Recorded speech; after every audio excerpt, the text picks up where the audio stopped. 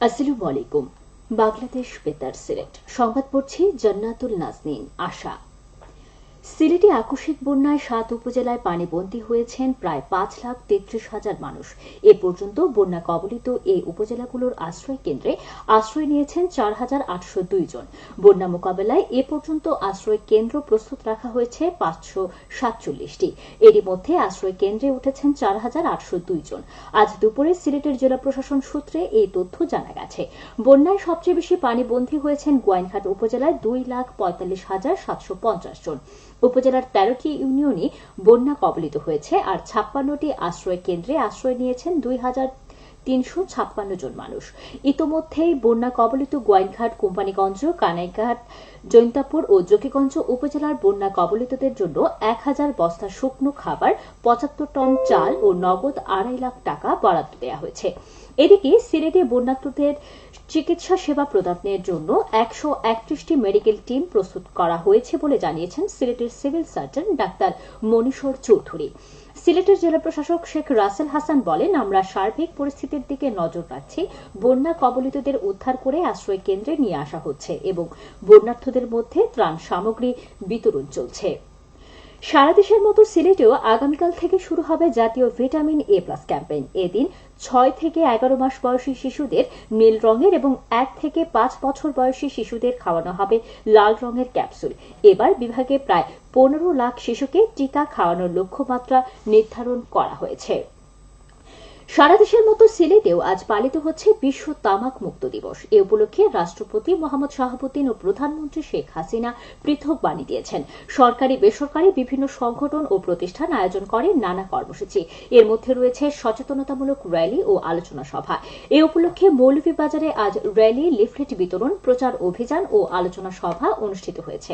সকালে কালেক্টরেট প্রাঙ্গণ থেকে র্যালিটি বের হয়ে শহরের গুরুত্বপূর্ণ সড়ক প্রদক্ষিণ করে পুনরায় কালেক্টরেটে এসে শেষ হয়। পরে কালেক্টরেটে অনুষ্ঠিত আলোচনা সভায় প্রধান অতিথি ছিলেন জেলা প্রশাসক ড উর্মি বিনতে সালাম। বিশেষ অতিথি ছিলেন জেলা civil surgeon doctor Chowdhury Jalaluddin Morshed ও পুলিশ সুপার মোহাম্মদ মঞ্জুর রহমান। জেলা প্রশাসন ও জেলা তামাক নিয়ন্ত্রণ টাস্ক ফোর্স কমিটি যৌথভাবে এর আয়োজন করে।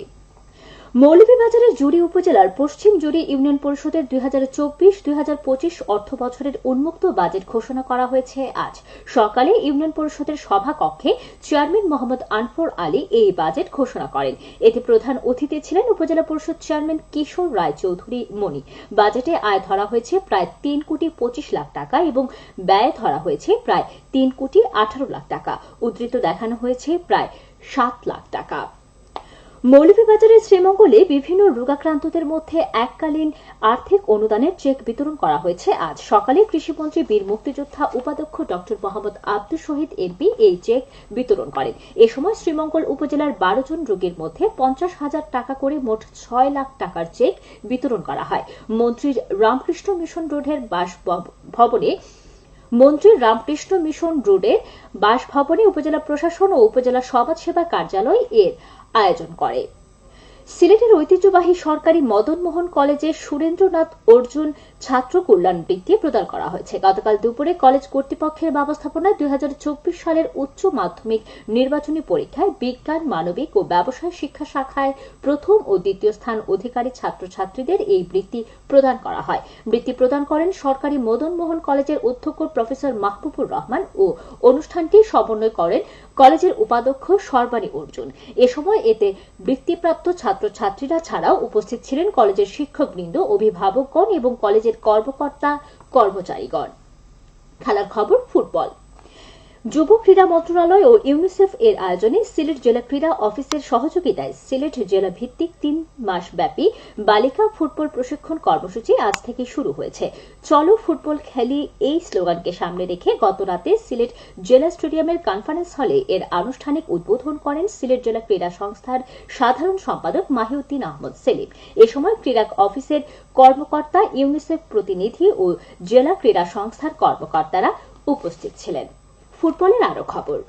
সুনামগঞ্জের দিরাই উপজেলার জগদল মাঠে আয়োজিত চেয়ারম্যান কাপ ফুটবল টুর্নামেন্টে চ্যাম্পিয়ন হয়েছে আল আমিন স্পোর্টিং ক্লাব বড় নকদিপুর। গতকাল ফাইনালে তারা ২-০ গোলে সিংহনাথ ফুটবল একাদশকে পরাজিত করে। টুর্নামেন্টে ৩২টি দল অংশ নেয়। সবশেষে আবহাওয়া।